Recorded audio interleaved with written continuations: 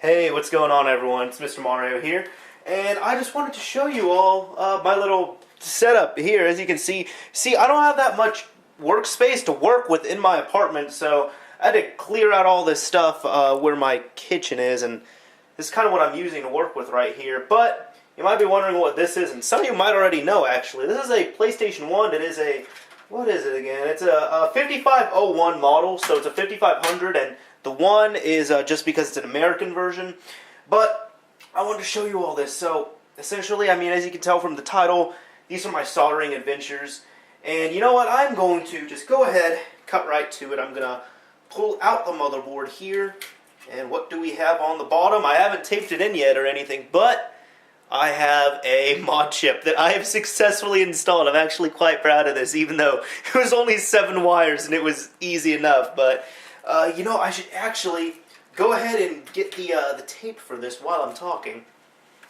Alright, so what I'm going to be doing is, I'm sorry if this is not an install video. You see, I'm very, very new at soldering, so I didn't record this on film or anything, and I think that would have been a bit nerve-wracking while I try and get this tape off here, but I thought this would have been a nice little commentary video, I guess, to cover, so we're going to be just taping up everything here, making sure it's nice and secure.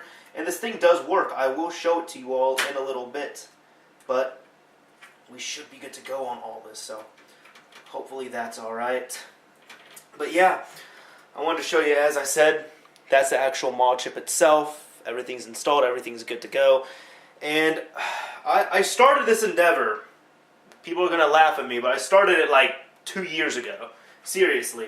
I had a PS1 that I got years and years ago when I was a kid, from my cousin for free, and I had always run backups on it, but I used Swap Magic and all that because I didn't want to get a mod chip installed, and I didn't trust any installers. I was a kid, I couldn't really send it off, all that stuff, you know what I mean? But what happened was, I was a bit confident, I guess. I wasn't cocky, I was confident, there's a difference, but I decided to go ahead and find a mod chip that I could buy, and it was expensive. It was like, including shipping, it was like $30 for an old PS1 mod chip. It was insane. But anyways, I paid about, what, $30, including shipping and handling, for the mod chip. And I had an old soldering iron, and trust me, you guys, I didn't know anything about soldering like I do now. Like, at least I've read up on stuff, but I didn't know what flux was. I didn't know anything. The only soldering experience I had was some little bit of soldering that we did in the 8th grade that was, I mean, useless. It was nothing compared to this. I was using my 8th grade skills on here, which I'm not saying 8th graders can't solder. I'm just saying the way I learned would not have been practical here, just on a small motherboard. But anyways, we got this installed. We're good to go. But yeah, I ended up killing my first board, actually, and let me see, it's right here. I have it. Right here I got this PlayStation, and it has all these big wires on it. Nope, that came off. It has all these big wires because I was just practicing some soldering on here. And as I can see, I probably didn't do the best job on here, but whatever, it's not too big of a deal. I wasn't concerned. I needed a dead board to practice on. If anybody wants to practice soldering, I highly recommend, excuse me, getting a dead board, just any type of dead board, and a wiring kit. Now this kit, you can get wiring kits anywhere. You don't have to go to college to get one, but this was from one of my classes that I did take, so it came bundled with the class, but you can get wiring kits anywhere. It doesn't even matter. So I was just soldering wires onto this board. That's honestly the best way you can learn. But I got this board here. That one's dead. I'm just going to throw it off the side here.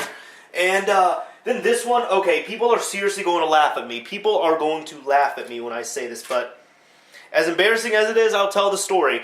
This system right here, which one was this? This one I paid 20 bucks for, alright? I was going to solder in this one because this one is easier to do and install. This is a 7500. This board right here, let's see, this was the 9000 series, so this is the 7500 series.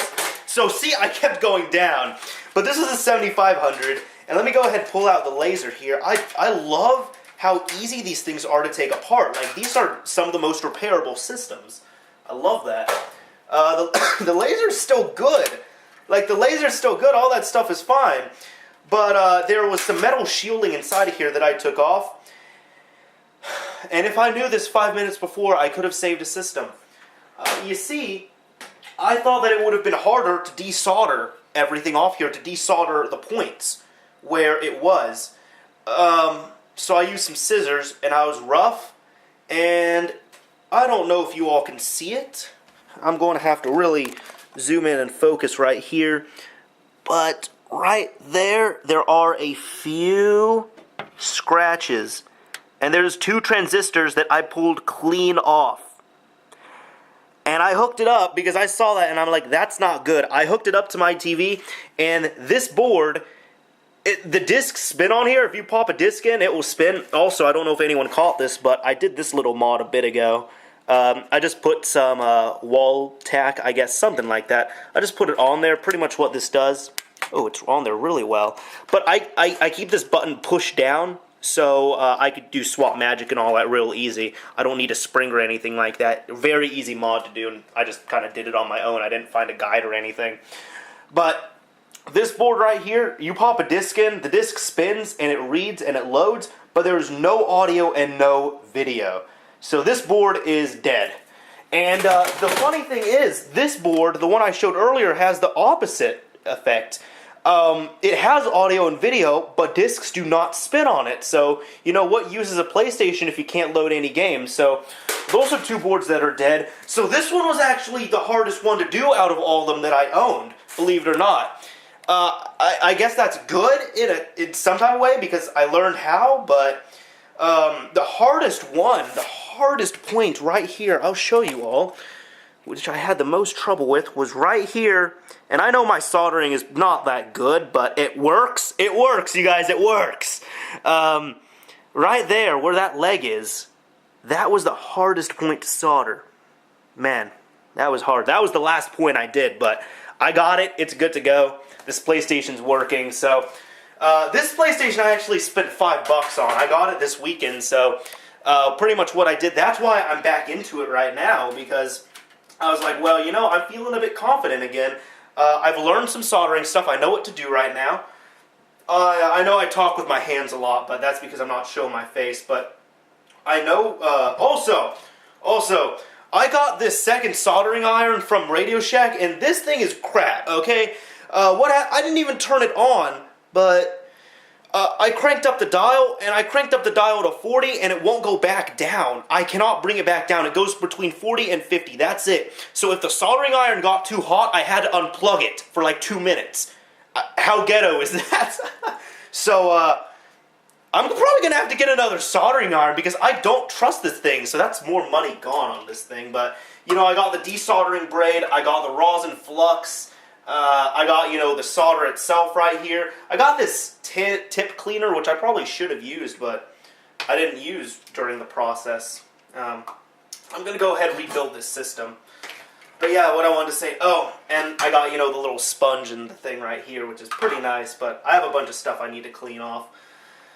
But this system's working now, at least, so even though, you know, the PlayStation's old, it's one of those things that was on my bucket list almost. It's like, I've always wanted a PlayStation 1 with a mod chip installed in it, and I finally did it, and best of all, I did it myself, so, you know, I have a PS1 with a mod chip now, I have a PS2 with a mod chip, that one I didn't do on my own. This is the first thing I did. The very first soldering thing I ever did was this one LED board for 8th grade, that was it. And that was extremely easy to solder. Like, even if you had, like, Parkinson's like this or something, you could solder in the stuff easy. It was so easy. But as I said, you know, I have a PlayStation 1 with a mod chip now. I have a PlayStation 2 with a mod chip. And PlayStation 2s I did swap magic on as well.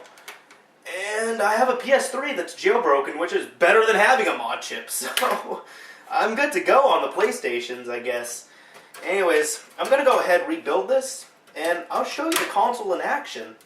So, these have been my, this has been my whole endeavor. Alright everyone, so we got the PlayStation back here. As you can see, there's a burned disc in there. It is a backup that I have, so I had to find the image back on my computer, because I backed it up a while ago, but I had to find it off a spare drive and burn it off. And you know, the funny thing is, I have another backup here. Where where did I put it? Found it. Okay. I had this backup right here because I got a copy of Twisted Metal with this system actually right there, and I ended up making a backup of it just on this CDR.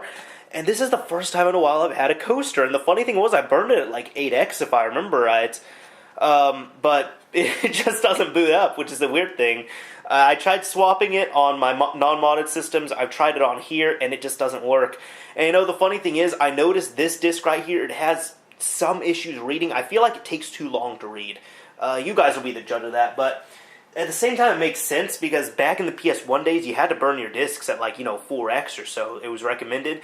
And the slowest my burner goes is 16x. So it has a few read issues, I feel like. But anyways, we'll go ahead and turn this on right here.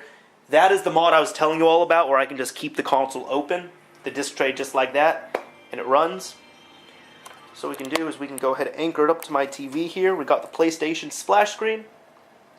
If you can hear that over my talking, the disc is spitting up.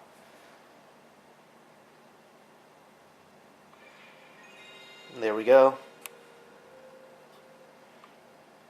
If anyone can tell me what game this is, please do. Please do. It'll make my day. There we go. So as you can see, we got a backup running right here. So that's it. So happy that this worked. I am so happy that it worked. So we'll go ahead and pull the disc out. And there we go. So, again, as I said, PlayStation 1 right here. It is a 5501 model. And I can officially say now, I have a chipped PS1, and it is my own, and it is mine, and I love it. So, not getting rid of this system. This is a system that I will be keeping. I kind of want to install a mod chip in another one, but the thing that discourages me is, like, I looked up on modchip.net today. A mod chip for these systems is like $25, and I spent $5 on the system itself. I mean, you can't tell me a little chip like that costs that much. So, anyways, we got the chipped PlayStation right here. So happy that it works. Those are my little soldering adventures. So, I'm not anywhere close to, Mr. Johnny Guns' level, but I can at least say I've soldered something practical and useful, and it worked. So, that's one thing off my bucket list too. I've learned how to solder successfully, and I got a chipped PS1, so I'm good to go. Anyways, this is Mr. Mario, signing off. Thanks for watching, everyone.